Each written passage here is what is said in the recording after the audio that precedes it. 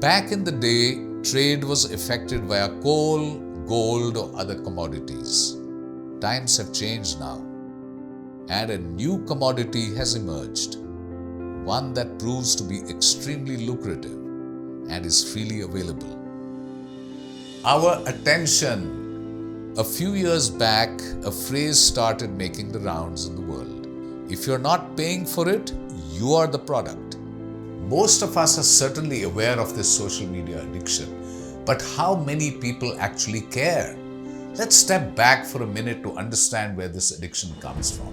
Since the beginning of time, we have all sought to belong to a community and to look for an identity. Successfully communicating with other members of this community is important for us. In fact, we all thrive on the feedback that we receive from them. Every time we get this feedback, especially when it is unexpected, our brain releases a happy chemical called dopamine, which fills us with pleasure. It is this knowledge of evolution and how the human brain functions that has been harnessed by businesses to fuel the attention economy. Today, online businesses have been engineered and designed to grab our attention and keep us hooked, fighting our brain's ability to ward off these distractions. Unfortunately, we don't see this dark side of technology through our skewed lens of social belonging or the acceptance by our vast community. The unexpected like of a Facebook or LinkedIn post, the unscheduled news that we've acquired more followers, the sudden notification that our post has been shared by someone, all of them are an endless supply of rewarding stimuli. How can the mind fight off this heady rush of dopamine? If that wasn't bad enough, Netflix has an autoplay feature that immediately begins the next episode in a series. YouTube watches over your preferences and begins to play another video right after you are done with the one you watched intentionally. If you're not careful or mindful, you could quickly find yourself sucked into the vortex of never-ending content. And every time you consume content or engage with it, the algorithms are watching you, and that is the price we pay for amusement.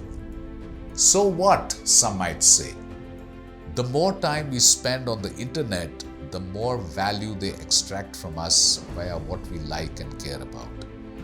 This collected data isn't just used to target us specifically for promoting products and services, but also for manipulating our behavior and swaying our beliefs. About political candidates, social causes, and other pertinent issues where we need to exercise our judgment and individual choices, the attention economy is taking away individual consent, and paradoxically, it is happening with our consent. Needless to say, this spiral rabbit hole of distraction also takes a toll on our productivity. It takes 23 minutes after any interruption to resume focus on the task we were doing. And our phone interrupts us on average 221 times a day, which is once every 4.3 minutes. The attention economy doesn't care. Its only goal is to extract the maximum eyeball minutes from us daily. The damage isn't just to the missed deadline, but to missing out on the life that we want to live. If we continue to devote most of our time engaging with social media for the hit or to respond to notifications instantly, we interfere with our ability to focus on and complete other tasks. If we are constantly engaged in receiving or responding to notifications, we don't allow ourselves moments of boredom. Moments that are the most creative and where innovative ideas and breakthroughs happen.